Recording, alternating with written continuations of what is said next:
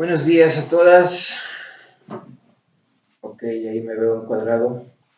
Qué pena la interrupción de un par de días, pero había tenido algunas dificultades técnicas. Ahora ya están superadas, así que podemos continuar. Así lo vamos a hacer. Estábamos hablando de la planificación para el desarrollo. Y si ustedes recuerdan en el esquema anterior, nosotros íbamos de planificación del desarrollo directamente a los conceptos de sostenibilidad y de sustentabilidad. Entonces, pasar de golpe a esos conceptos sería lo que en el currículum está establecido, pero no son cómo han sucedido las cosas históricamente y no son cómo las cosas están sucediendo.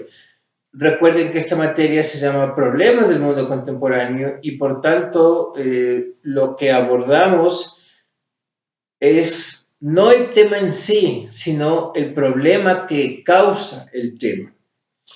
Entonces, antes de llegar a estos paradigmas, porque esencialmente son unos paradigmas de planificación, unos paradigmas que como ya ustedes verán en el escrito son bastante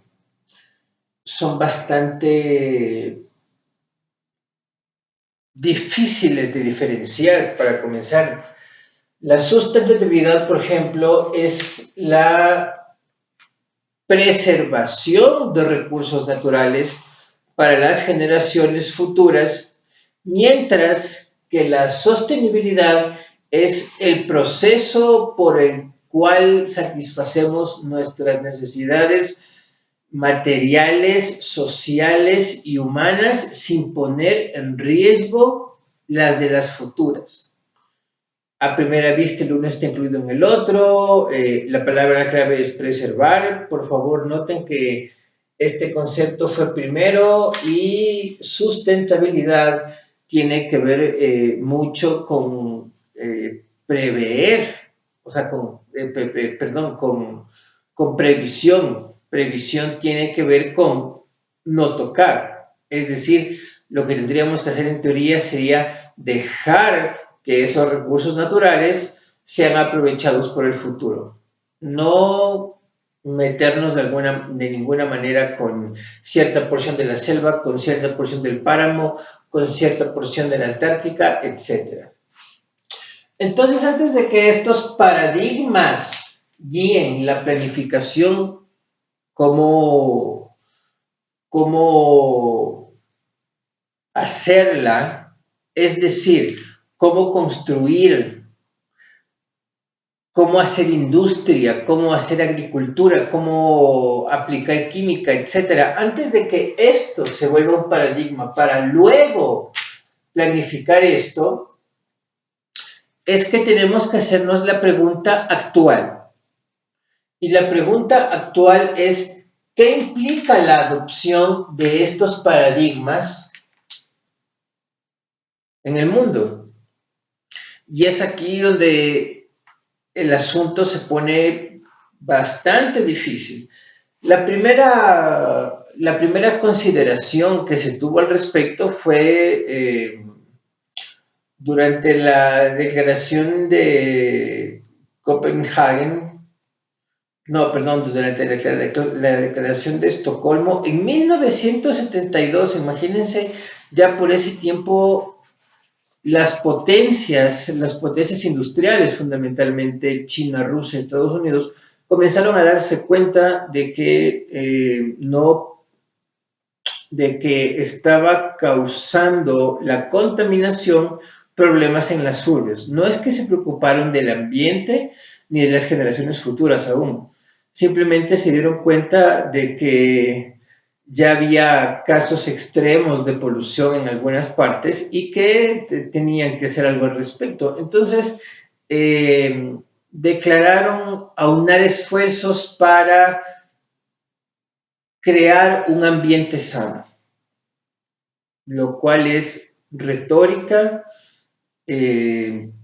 Acciones no fueron tomadas, tampoco fueron planificadas, compromisos no fueron hechos en absoluto. Y luego, después de varios otros intentos, después de varias otras iniciativas de reuniones, iniciativas de reuniones y construcción de planificación, de comités planificadores, observadores, bla, bla, bla, bla, no es que se ha llegado a conseguir mayor cosa. El siguiente hito en la historia de la defensa, por así decirlo, del medio ambiente, ya fue en el año 97, cuando se decidió, eh, cuando se decidió poner en vigencia a partir del 2005 el protocolo de Kioto. El protocolo de Kioto es un protocolo dirigido a la reducción de la emisión de gases que ocasionan el efecto invernadero. Eh, el efecto invernadero, a pesar de que está descrito en la monografía que he adjuntado a este video, el efecto invernadero en sí no es malo. Y hay muchas cosas que nuestra sociedad, muchos gases que nuestra sociedad emite, por ejemplo, dióxido de carbono, que no son per se ocasionantes del efecto invernadero y el cambio climático, pero debido a proporciones normales. El momento en que entra la industria en juego es que tenemos problemas y graves problemas.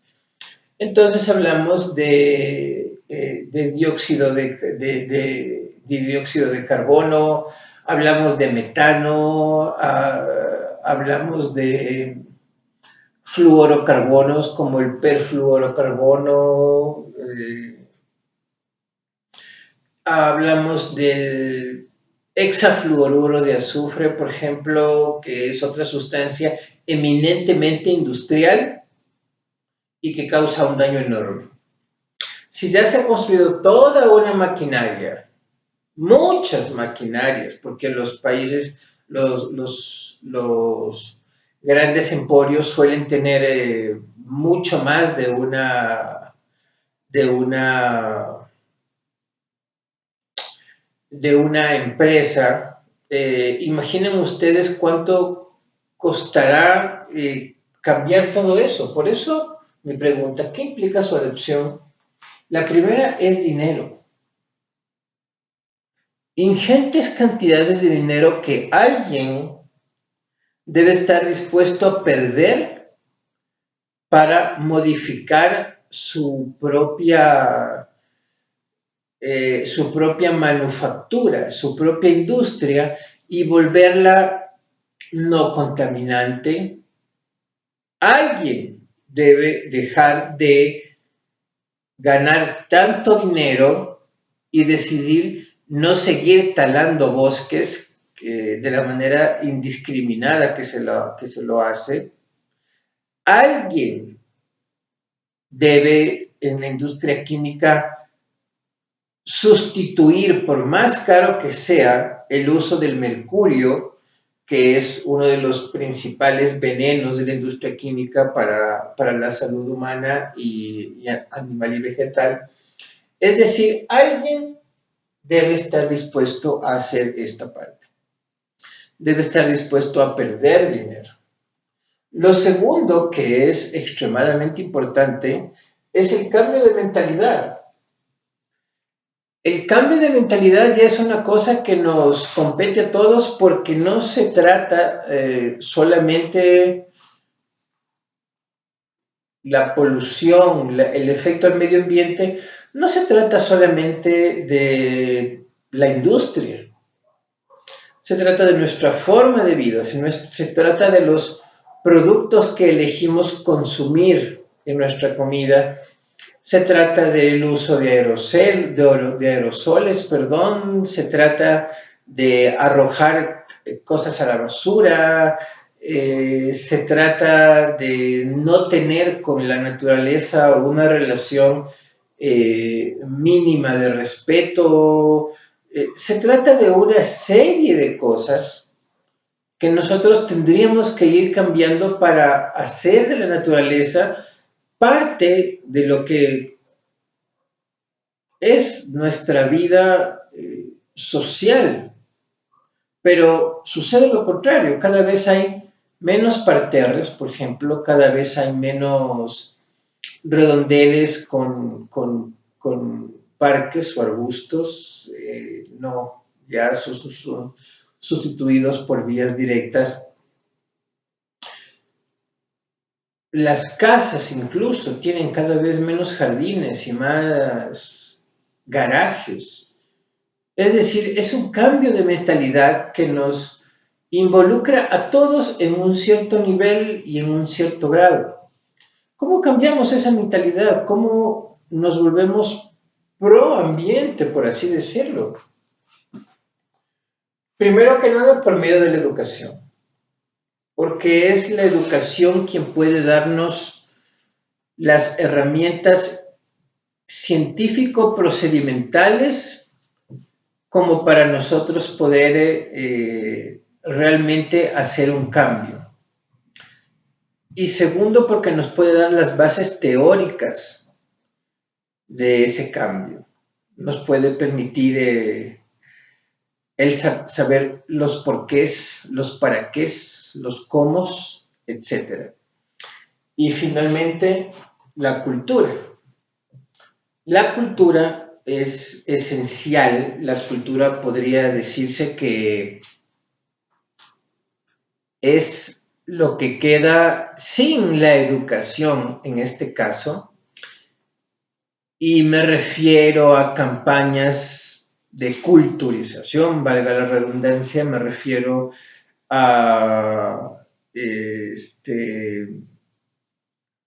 campañas mediáticas, me refiero a todo un proceso de concienciación de la población para que el medio ambiente no sufra las consecuencias de nuestra manera de desarrollarnos. Quién sabe si afortunada o desafortunadamente no somos un país tan industrializado como China, por ejemplo, que es responsable del 30% de las emisiones de gases de efecto invernadero. Pero todavía tenemos que responder la gran pregunta: ¿cómo vamos a hacer para producir de otra manera a nivel industrial? Algunas iniciativas se están dando en Europa, pero son fundamentalmente en empresas a mediana y pequeña escala, por lo que no se pueden tomar como un modelo para cambiar las grandes industrias petroleras y su funcionamiento industrial, por ejemplo, en Estados Unidos. Es decir, esto requiere dinero. Esto requiere que alguien pierda dinero, que alguien esté dispuesto a perder dinero. Nadie está dispuesto a perder dinero si no ha cambiado su mentalidad con respecto al mismo. Ese es esencialmente nuestro problema, la planificación para el desarrollo y estos paradigmas románticos de sostenibilidad y sustentabilidad no se traducen en procesos técnicos de mejora. Esa es la verdad de la situación y esa es la razón por la cual se requiere justamente que pase lo contrario, es decir, que la gente comience a ingeniárselas para poder hacer que esto cambie a mediano o largo plazo y podamos tener industria que no contamine, industria que no destruya innecesariamente, que no destruya demasiado, y también tener nosotros una mentalidad de cuidado con el ambiente. Si seguimos con la tasa de natalidad que tenemos actualmente, no nos va a quedar de otra que comernos la tierra, así de simple. Tenemos que establecer controles incluso a ese nivel, porque la verdad es que tal vez ya somos demasiados. Mahatma Gandhi dijo, en el mundo hay suficiente para el hombre, pero no para su avaricia. Pero tal vez estamos en el punto en que ya no hay suficiente ni siquiera para los que estamos aquí, peor para los que vendrán. Por eso es que debemos pensar en ellos, pensar en la madre naturaleza que ahora, de acuerdo a la constitución ecuatoriana actual, tiene derechos como ser. Eh, Tenemos que cambiar las cosas. Esto es todo por el momento. Invito a ver la próxima, a ver desde el principio el poco que habíamos visto acerca del video Side Gis Addendum. Les voy a poner luego una notita en la plataforma indicando exactamente hasta qué minuto y unas preguntas al respecto del video, de los dos documentos subidos hasta ahora y de las presentaciones. Sin más, gracias, saludos, estén bien.